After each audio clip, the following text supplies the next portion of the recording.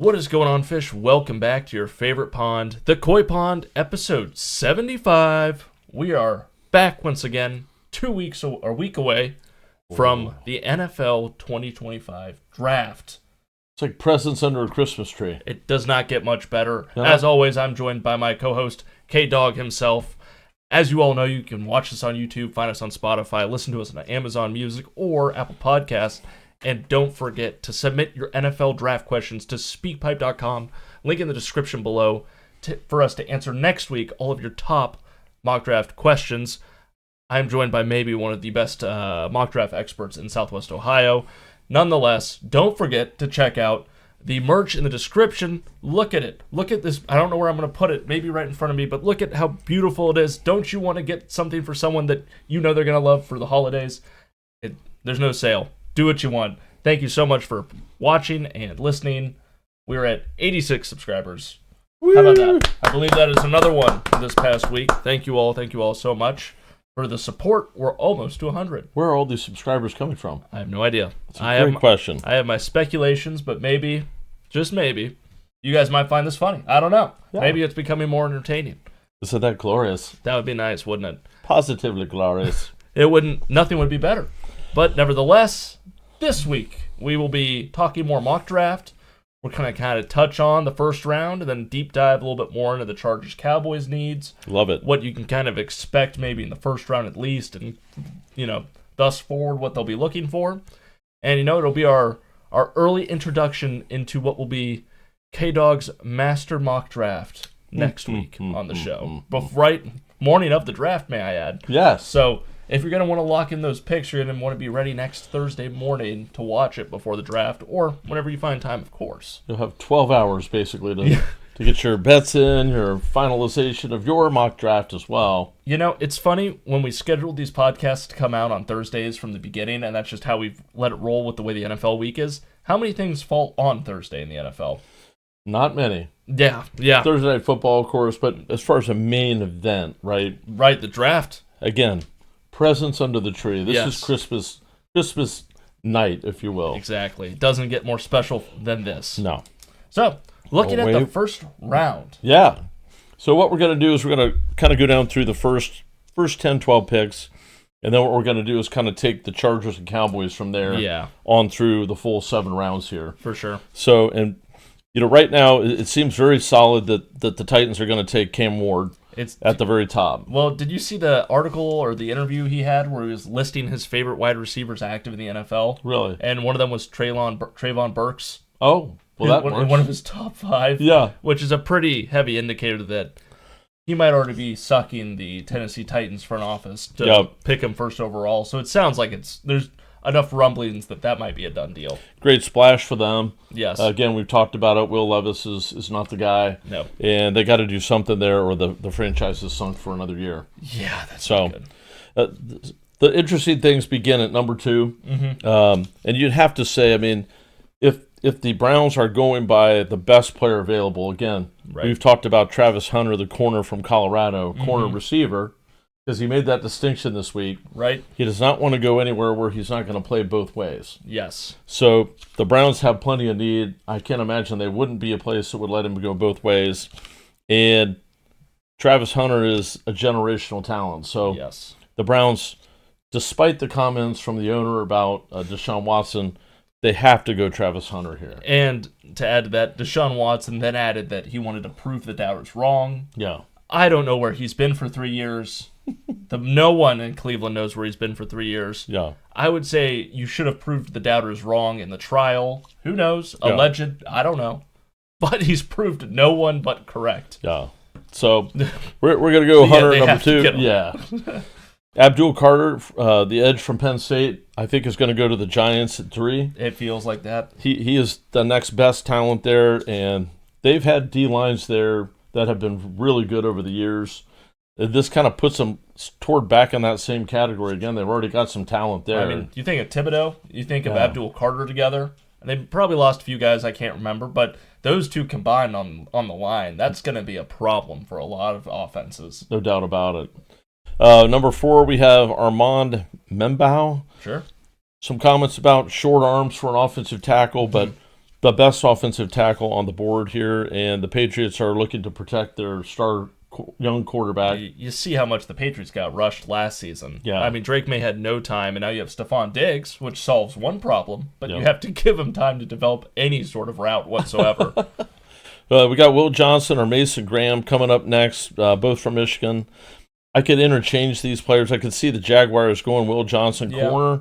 I could see them going with Mason Graham, the defensive tackle, too. But we'll go ahead in this mock right here, not the final one. No, final one's not here yet.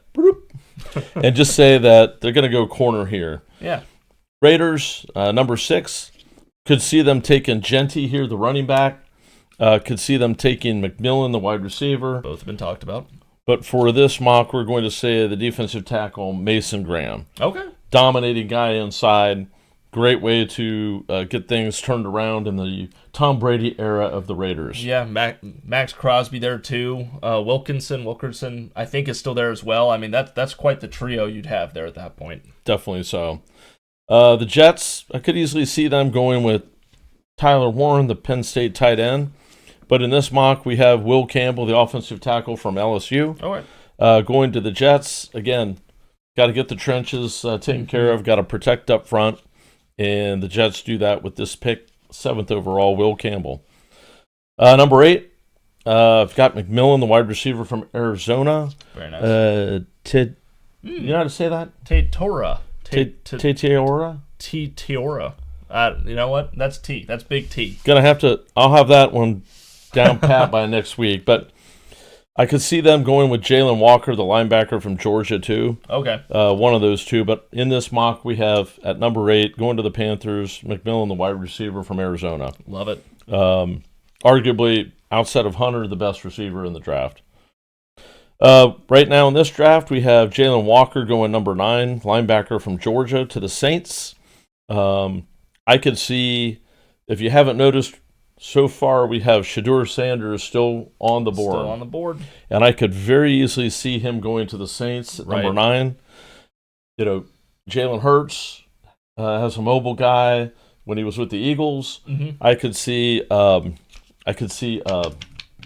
what's up, Coach? Saints. Oh God. The kid. Anyway. Oh no, that's Kellen Moore. Kellen Moore, thank you. I could very easily see Kellen Moore going for Shedeur Sanders here. But I think in this case, they probably go McMillan, or in this case, we have linebacker Walker, Jalen Walker from Georgia. So here's where the Cowboys get screwed up. So the 49ers at 11, I now think that they're going to take Matt Golden, who's a speedster receiver from Texas. Right. I think Golden and Genty were two of the people that the Cowboys were looking at 12. I could see that for sure. So we have Genty going to the Bears at 10. We have Golden, the receiver, going to the Niners at 11. Oh. Which leaves the Cowboys at 12 with none of their favorite people on the board. So, again, Bears at 10, take Genty. 11, the Niners take Golden, the receiver. So at 12, the Cowboys get a phone call from the Steelers, who are very interested in Shedeur Sanders. Right. So the Cowboys pick up Pittsburgh's first pick in the 26th draft. Okay. Plus they swap first rounders. So the Steelers take 12, the Cowboys take 21. Gotcha. And the Pittsburgh Steelers select Shedeur Sanders, quarterback from Colorado. Interesting. Which I think would be a great fit with Mike Tomlin. Yeah, I mean, he's bound to hit on a quarterback eventually, right? Yeah. And so, why not this one? Yep. So now what we're going to do is we'll jump down a little bit, and we'll just be talking about the Chargers and the Cowboys. Yeah. So we go down to 21, where the Cowboys picked up the Steelers' first-round pick. Mm-hmm. The Cowboys still not seeing anybody really interesting on the board. Right. Make a deal with the Rams, swap picks to 26, and now we're on 22 with the Chargers. Right. And the Chargers select offensive guard Tyler Booker from Alabama, solidify the interior offensive line. Yep, that's been a big problem. Helps the running game, helps the quarterback. Can't let him take too many more hits. And Tyler Booker is regarded as the highest-rated guard in this draft. Wow. It's an excellent pick, I think. So I like it. That's my first pick for the Chargers. Yeah. You know, And it's funny because you think about Jim Harbaugh, and I didn't do the research I needed to before this podcast episode, but I would imagine I was curious how he drafted with the 49ers, because these days it feels like he's a lot more in the trenches kind of guy. And as much as I want them to draft a wide receiver, want them to draft a tight end, if there's one thing Herbert has done in his career is showed that he will throw to anybody that's running a route on the field and make it work.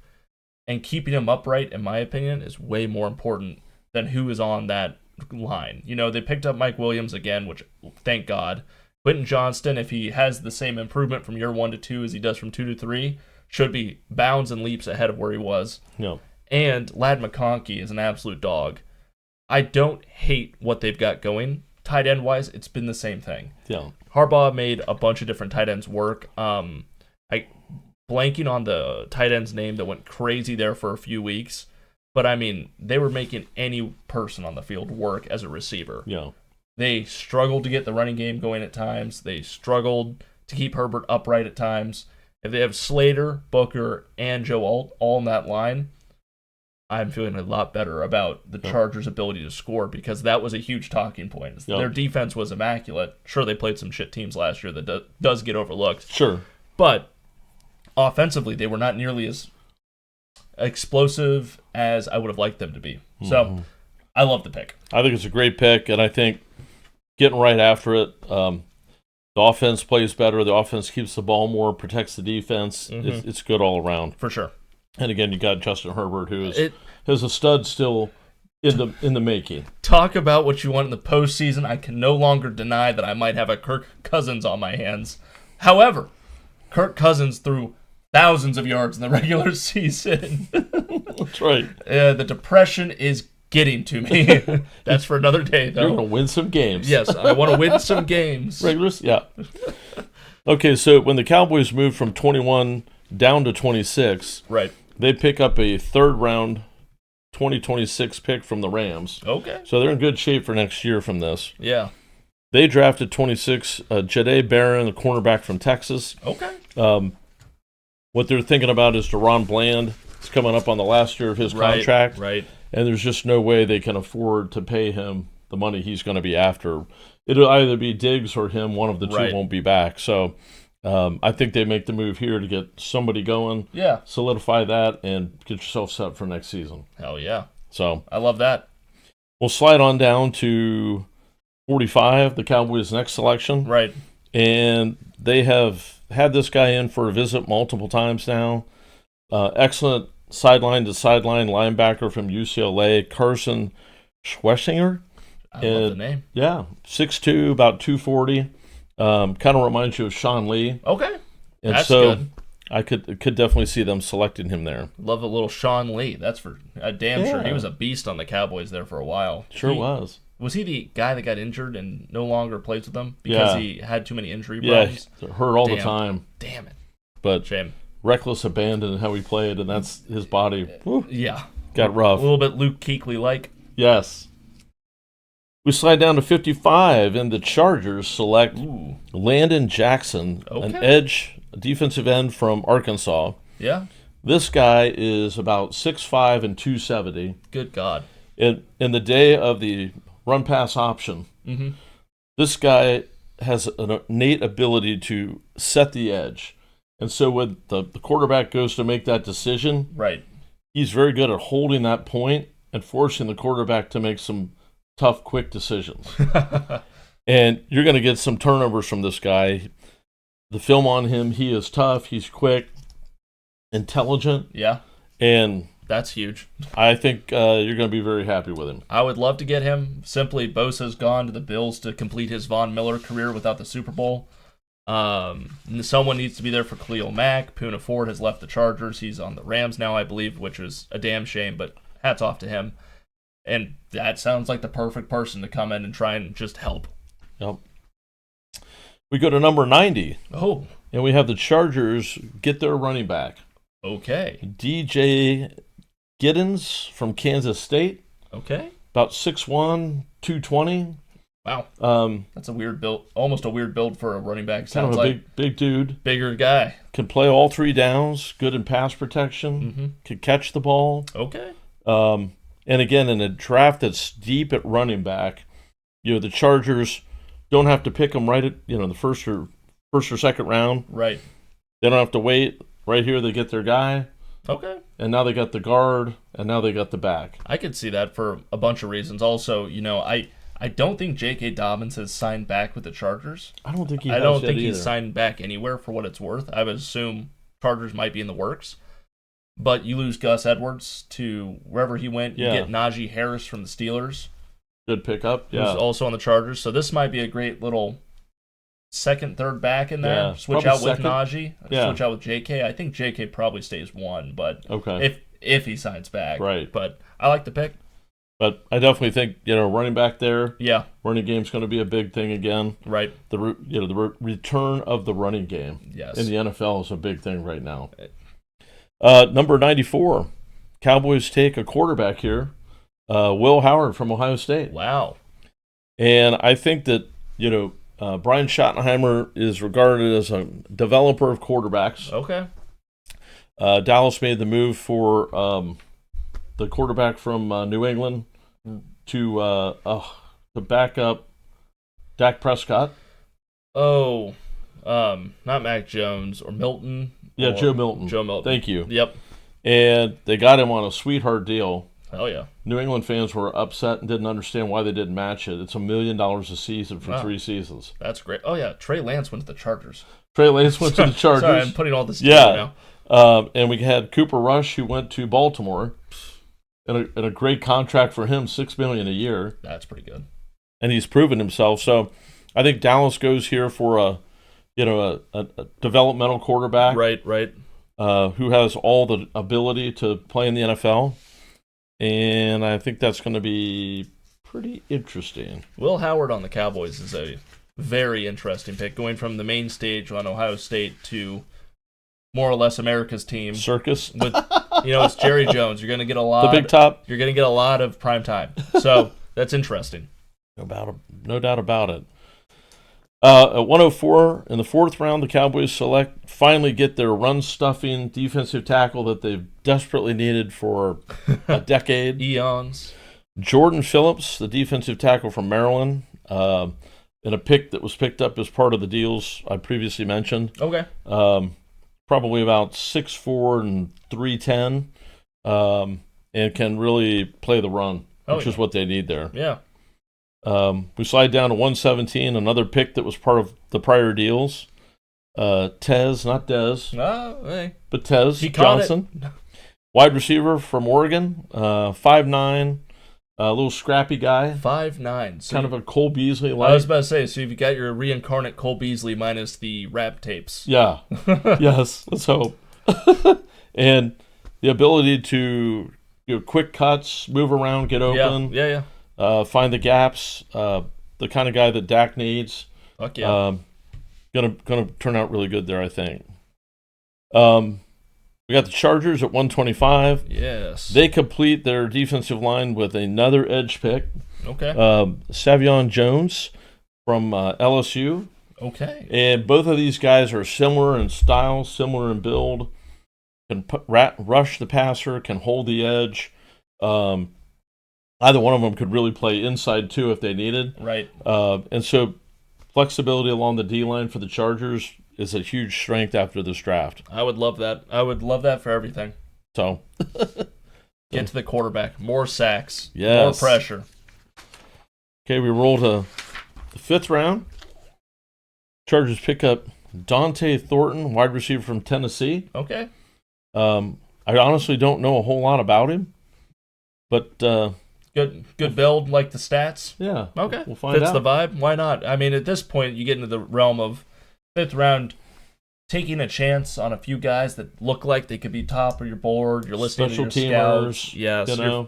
Guys that could fill multiple shoes, maybe punt returner mixed with whatever else. Exactly. It could be beautiful. Yep. Chargers' next pick is 167. I think they get another defensive lineman, this one in the middle. I don't hate it. Turn it into a strength. Defensive tackle from Ole Miss, J.J. Pegas, I think is how you say it. Yeah, I mean, it's close to Pegasus, which would be amazing if that was his name. But I like it. Clean up that D-line. Yeah, again, probably about 320 and 6'3", and fits the bill for the middle. Yeah, that would work. Now you have a completely revamped defensive line that can stack up against whatever the FC West is going to throw your way. Lord knows it. There's, the Broncos will come back with a running game. Yep. The Raiders are going to figure out a running game, especially if they get Genty in the first round. Yep, and Pacheco always runs angry. Yep. So I completely agree with that. And the Chiefs are probably going to have a much improved offensive line after last season. Yes, that will be a focus for sure. Dallas at 174 toward the end of the 5th round finally gets their running back from Cincinnati, Corey Kiner. Okay. Guy can play all 3 downs. Yeah. Solid build, I think 5'11" and about 205, 210. So somewhat similar to a little bit taller than Emmitt Smith, but the running back that they're looking for. And again, they've picked up a couple of backs, Javonte Williams from the Broncos. That's right. And also, who was the other one from? Can't think of it. I can't think of it either. But it gives them 3 viable rotational guys. Yep. If not one of them sorting themselves out as the starter. Yeah, I won't be able to remember at this point. All right, 6th round. Damn. Cowboys and Chargers have 2 picks apiece here. Yes. And we go to 204, where the Cowboys select Carson Vinson, offensive tackle from Alabama A&M. Okay. Good size, played, I think started at left tackle. I think all 5 years he was there, if I remember right. So he's got experience. Could also play inside if they needed him to. But mainly you're wanting to look for that backup left tackle to make sure somebody goes down, you're set on the blind side. And so with how the last season went, that'd be very good because a lot of linemen went down very quickly last year. Yeah. And on top of that, I think the Cowboys have had 2 linemen retire. I think so. Martin and the more recent one. Tyler. Yes. Yes. But he just signed for a day. Right. Oh. Yeah, he came back he from. Was, yeah. Yeah. That's what it was. Yep, exactly. I He came forgot. back from New York. Yep. From the Rodgers the situation. Jets. Oh, yeah. He was like, I'm done with that shit. We slide down to 209 for the Chargers. They pick up a corner. Gives you special teams play. Yeah. Back up with a potential to become a starter over a couple years. Isis Waxner from Villanova. I love it. I think he's about 6 foot and 210, so beautiful. Good height, good size, and can play special teams. Why not? The Cowboys always take a tight end. And so here is their, next beautiful rising Dalton Schultz, if you will. Yep, at 211, tight end from Iowa, Luke Lachey. Well, yeah. Iowa tight ends, they kind of breed them. So I think so. I wouldn't. I don't hate the flyer on it this late in the draft if he's available. He has decent hands, can block, 6'5" and about 240. Okay. You're looking a little bit like a George Kittle out there, probably then. So maybe a little bit less, but and I think it'll be interesting. I think there'll be a shakeup at the top of the Cowboys tight end depth chart for some reason this year. So. At 214, the Chargers pick Nazir Stackhouse. I will be buying that jersey if that happens. Another defensive tackle. Mm-hmm. It's just how it's fallen. Yep. Best player available at this point. Loading up on defensive tackles and edge rushers means you're bound to hit on 2 of the 5, hopefully. Yep. And this guy does a great job playing the run. I believe a 4-year starter at Georgia. Okay. So I've said okay a lot this year. That's all right. There we have it. All right. All right, 7th round, final round. Oh, we got notes now. At 217, Dallas takes Jeffrey Bosa, linebacker from Oregon. Okay. He's got the ability to play safety and linebacker, so good special teams, good hybrid substitutional player. That's great middle of the field maybe. Yeah. Deep, medium maybe. And that's crazy. Cowboys seem to love that even now, to have that hybrid player between the safety and the linebacker. So there you go. There we go on that one. At 239, the Cowboys select Johnny Walker. And they only did this because Jerry Jones's favorite beverage alcohol is Johnny Walker Blue. That would be hilarious to see Johnny Walker in blue. So he's an edge from Missouri. And other than his name, that's what I know about him. That feels right up Jerry Jones's alley. Everyone's calling, someone's pointing to the draft board, and Jerry's, no, boys. I know who we're taking. It should be noted that Shiloh Sanders is on the board at the same point, but Jerry, Dion's other kid that's in the draft. Oh. But Jerry selects Johnny Walker because at this point it's the 7th round. He's getting thirsty. Right. He's looking when it's pouring time. Yeah. And wait until the end of this draft in the first round. They had the microphone on and they said, the Cowboys now select, and he went, Johnny Walker, please. I hope that happens now, just for that reason. That would be beautiful. 247, the Cowboys' last pick. They select Nick Martin. Okay. From Oklahoma State, another hybrid linebacker, safety, and can play special teams, so it gives them some flexibility. Little undersized, but guy plays with a big motor. So there you go. And the last pick, 256 for the Chargers, is a tight end, Jackson Hawes from Georgia Tech. Okay. So that's I love it.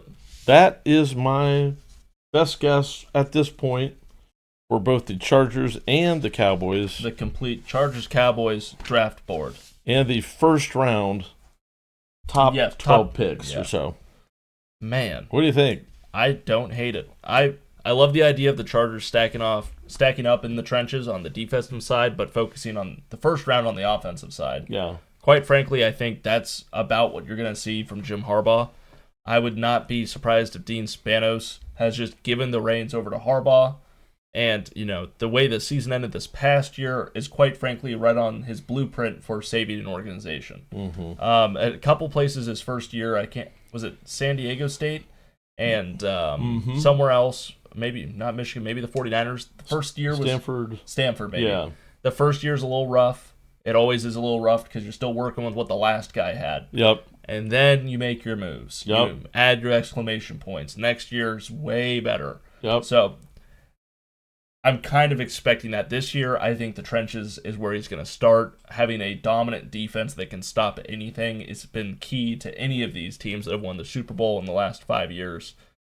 Offensively, you just have to make it work. Yeah. So I love flashy picks in the draft. Who doesn't? It's exciting when you get that player that's supposed to have a breakout year, but it's a lot nicer when you're winning football games. Yep. And as we know, the trenches...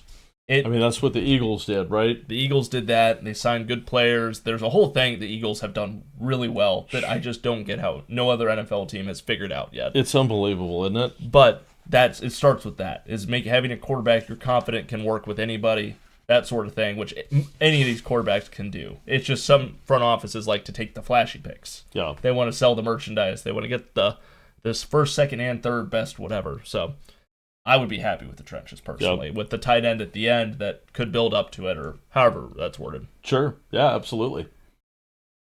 Cowboys makes sense. The defensively, they've had some people leave. Yep. They're going to make some tough decisions next year on defense, signing wise. There's a lot of question marks, so you have to prepare for if we lose X, Y, and Z, who do we have behind them to replace them? Yep. There's been plenty of noise in the season where Dak Prescott has been.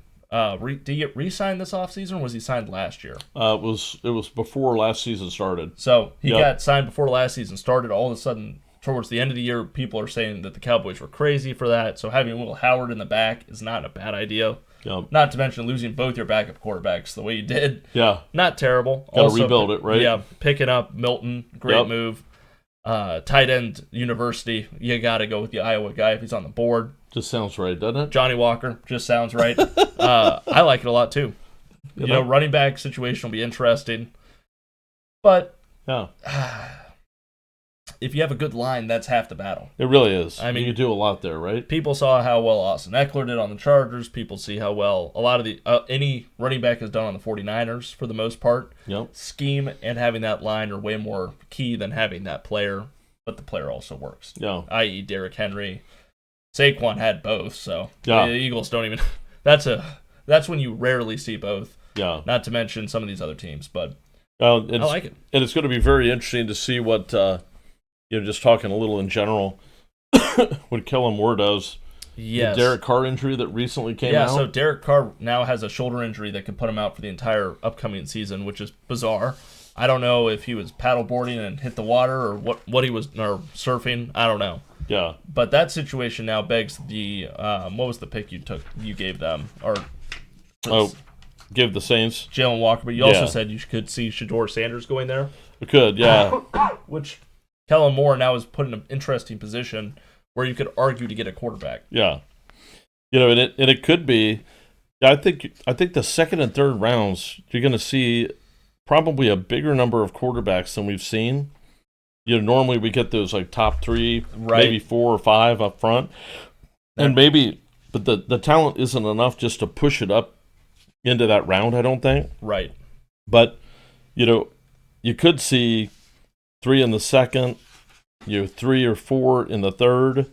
So we'll see what happens there on these quarterback hungry teams, because like Jackson Dart possibly going to the Browns in the second round, or maybe the Browns trade back up into the bottom of the first round. Right.